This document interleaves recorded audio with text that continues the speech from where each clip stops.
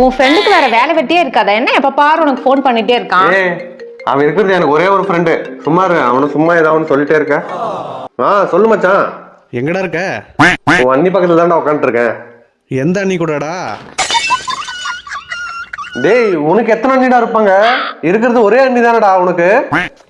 இல்லடா, சும்மா ஜோக் பண்ண. டேய், நீ ஜோக் பண்றதுனால நான் செத்துருவேன் போல இருக்குடா.